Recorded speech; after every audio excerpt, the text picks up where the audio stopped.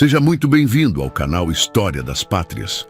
Por favor, deixe seu like, se inscreva no canal e ative as notificações para receber os próximos vídeos. Os 57 mil prisioneiros alemães que desfilaram em Moscou. O desfile dos vencidos, quando os alemães marcharam sobre Moscou.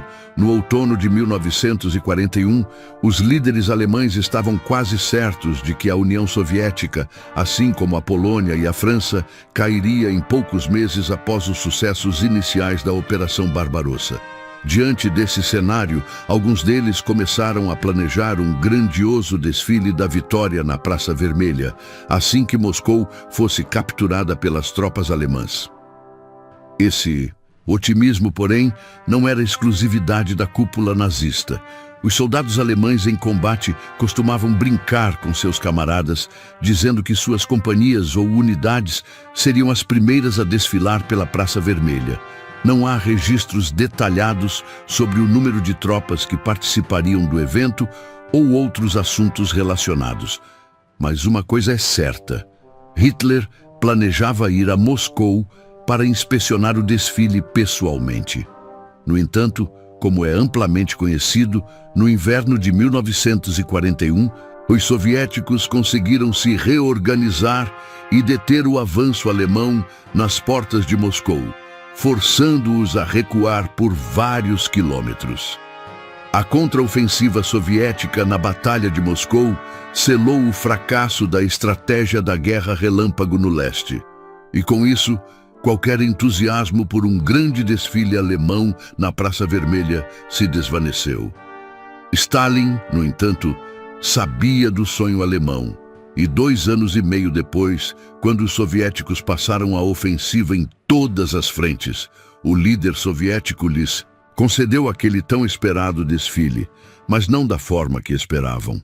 Conhecido pelos historiadores como o Desfile dos Vencidos ou o Desfile da Derrota, esse episódio foi um dos mais simbólicos e impactantes da Segunda Guerra Mundial. Cerca de 57 mil prisioneiros alemães, feridos, sujos e exaustos, marcharam pelas ruas de Moscou, escoltados por soldados soviéticos, diante de mais de 120 mil civis curiosos e impressionados. De certa forma, aqueles homens, que incluíam soldados, oficiais de alta patente e generais, realizaram o sonho de Hitler de desfilar no coração de Moscou, mesmo que de uma maneira completamente diferente da que ele imaginou. Este é um episódio incrível da Segunda Guerra Mundial que, infelizmente, não é tão conhecido no mundo ocidental. Vamos nos aprofundar na história do Desfile dos Vencidos, Operação Grande Valsa. No verão de 1944, o Exército Vermelho infligiu aos alemães a derrota mais catastrófica de sua história. Como resultado da grande ofensiva soviética em Belarus, conhecida como Operação Bagration, as tropas da Wehrmacht e da Waffen-SS perderam 500 mil de homens em questão de semanas. O Grupo de Exército Centro, um dos 3 grupos encarregados de invadir o vasto território soviético e cujo objetivo inicial era a tomada de Moscou, simplesmente deixou de existir. O sucesso da operação pode ser resumido nesta citação de um historiador: a Operação Bagration arrancou o coração do exército alemão no leste, marcando um ponto de virada na guerra na frente oriental.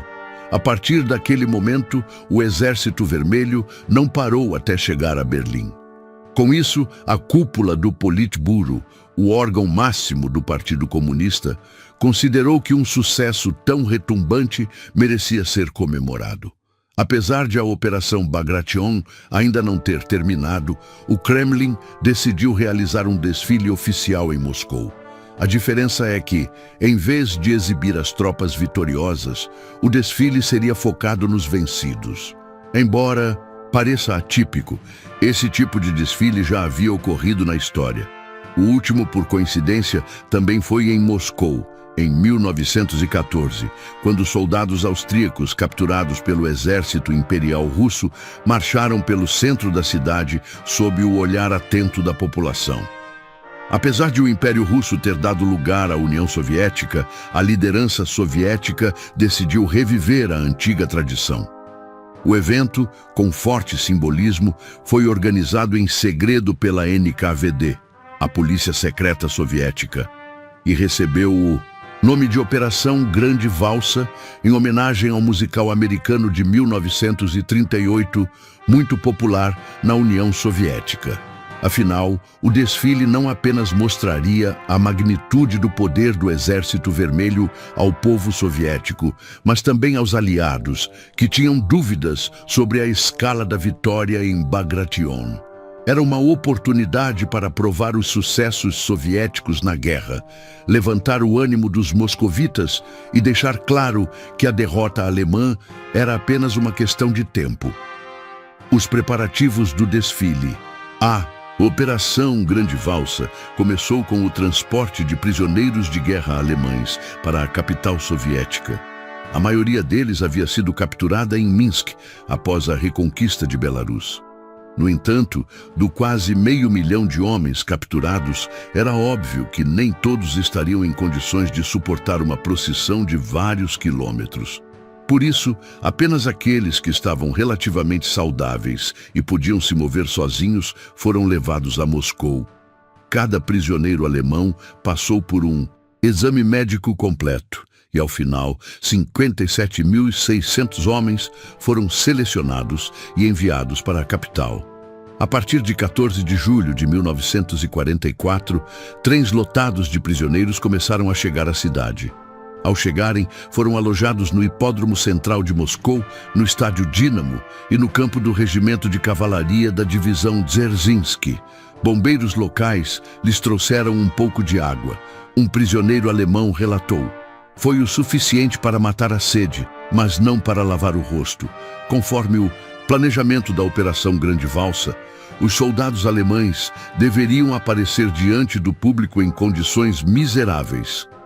Isso significava que não podiam se lavar e precisavam usar as mesmas roupas com as quais haviam sido capturados. Em alguns casos, a ordem era marchar descalços. Enquanto isso, a população de Moscou foi informada pelo rádio sobre uma procissão que aconteceria no dia 17 de julho. Naquele momento, todos ainda pensavam que seria um desfile militar clássico do Exército Vermelho. Muitos militares e oficiais do partido sequer imaginavam que seria algo diferente. Horas antes do evento, os prisioneiros foram alimentados pela última vez com um pouco de mingau e pão com banha. Às 11 da manhã da segunda-feira, 17 de julho, eles foram divididos em 2 grupos. A marcha foi liderada pelo comandante do Distrito Militar de Moscou, o coronel-general Pavel Artemiev. Cinegrafistas soviéticos filmaram todo o evento. As primeiras cenas mostram as ruas de Moscou em um dia ensolarado, com civis caminhando e caminhões militares ao fundo. Em seguida, os prisioneiros alemães aparecem, custodiados por guardas soviéticos no hipódromo de Moscou, alguns sentados, outros em pé. Uma narração da época descreveu: "Hoje, 17 de julho de 1944, os soldados de Hitler têm a oportunidade de estar em Moscou. Aqui estão 57.600 prisioneiros alemães, restos de regimentos, divisões e corpos de exército derrotados. Eles estão em um extenso terreno no hipódromo de Moscou. Isso é apenas um acampamento. A partir daqui, eles serão escoltados por Moscou até os campos de prisioneiros de guerra."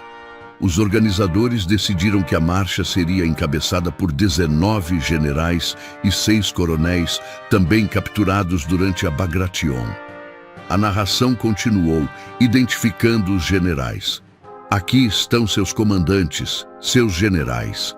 General-Major Müller, que comandou o 4º Exército Alemão. Suas tropas foram cercadas em Minsk.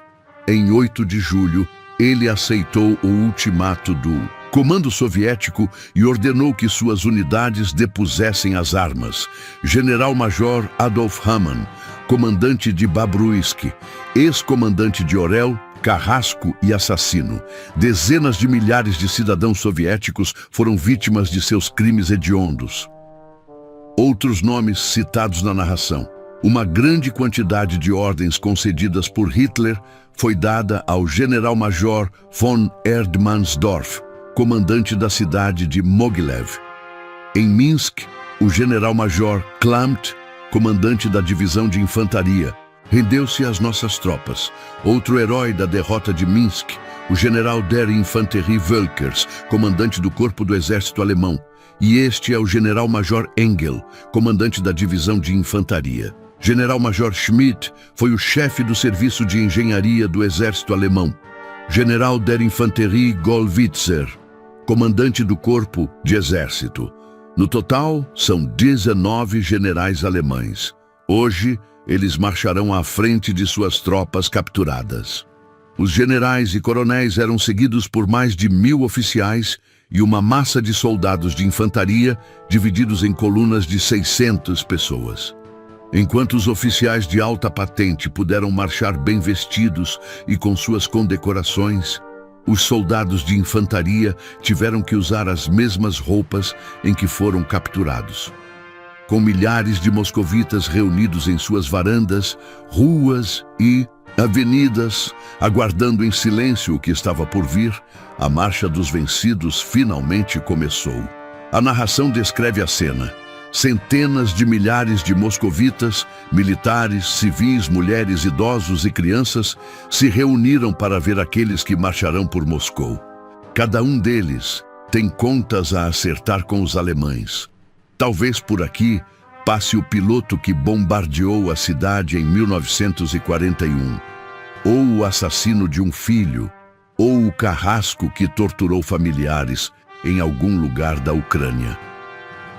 O primeiro grupo, de 42.000 soldados, marchou pela rodovia Leningradskoye, passando por ruas e praças como a Rua Gorky e a Praça Mayakovsky, até a estação Kurskaya. Aqui estão os derrotados, vivos, testemunhas de nossas vitórias. O segundo grupo, de 15.600 homens, marchou pelo Anel dos Jardins, partindo da mesma Praça Mayakovsky até seu destino final na estação Kanatikovo, nos arredores de Moscou. Imaginem-nos com armas nas mãos, protegidos por seus tanques, como estavam há apenas alguns dias. O poder do Exército Vermelho derrotou estes regimentos, divisões e corpos do exército hitleriano. Anos se passarão, mas nossas gerações se lembrarão com orgulho dos dias heróicos, das grandes vitórias do Exército Vermelho e do poder das armas soviéticas. Todos os prisioneiros foram escoltados por dezenas de milhares de soldados do Exército Vermelho e 12.000 oficiais da NKVD a cavalo, armados com espadas e fuzis. A multidão moscovita observou o desfile em silêncio. Algumas maldições foram dirigidas aos alemães, mas qualquer tentativa de atirar pedras foi prontamente contida. Os alemães reagiram de formas diferentes. Alguns olhavam os soviéticos com ódio, outros com curiosidade, mas a maioria se mantinha em um estado de indiferença. O soldado Bernhard Braun se lembrou. Aqueles que caminhavam nas laterais da coluna olhavam para os moscovitas, e eles olhavam para nós. Eu me perguntei, estou me sentindo humilhado? Provavelmente não. Na guerra, coisas piores acontecem. Estávamos acostumados a cumprir ordens. Então, ao caminhar pelas ruas de Moscou, apenas cumpríamos as ordens de nossos escoltas. Entre a multidão, o jovem Romanchenko declarou: víamos os alemães muito de perto, em um silêncio sepulcral. Ninguém dizia uma palavra, nem eles, nem nós. Com mais sutileza, o jornal Pravda escreveu: um bolor verde e repugnante escorreu do hipódromo de Moscou para a limpa e sempre festiva rodovia Leningradskoye. E foi estranho ver que essa lacrimação bípede e desordenada tem costas, braços e outros sinais menores de humanidade. Essa ralé a quem o maníaco Hitler fez acreditar que são o que há de melhor na humanidade, passou por nós, esguios e fracos, com cabelos sujos, como diabos de contos antigos, alguns com uniformes desabotoados, calças rasgadas e descalços, e outros com botas fortes e resistentes, que seriam suficientes para eles chegarem à Índia, se não fosse porque no caminho deles estávamos nós. O desfile dos vencidos terminou às 19 horas, quando os últimos prisioneiros foram colocados em vagões de gado com destino aos campos de prisioneiros na Sibéria. Em seguida, uma fila de caminhões limpeza percorreu as ruas por onde os alemães haviam marchado, limpando simbolicamente Moscou da sujeira de bolor verde, como a descreveu o Právida. É assim que a terra é limpa da imundície hitleriana, para que nenhum rastro dela permaneça. Os 19 generais permaneceram em Moscou, pois ainda poderiam ser úteis para o alto comando soviético. Posteriormente, 2 deles, o general Gottfried von Erdmannsdorf e o general Adolf Hamann, foram julgados e condenados à forca por crimes de guerra. A Operação Grande Valsa provocou reações diversas no mundo. Por um lado, líderes de vários países expressaram seu descontentamento, considerando o desfile humilhante e inaceitável. Por outro lado, o mundo pôde ver o enorme poder da máquina soviética e a prova de que era, de fato, possível derrotar a Alemanha de Hitler. Se você curtiu o conteúdo, comente aqui abaixo, deixe seu like e se inscreva no canal para não perder os próximos vídeos.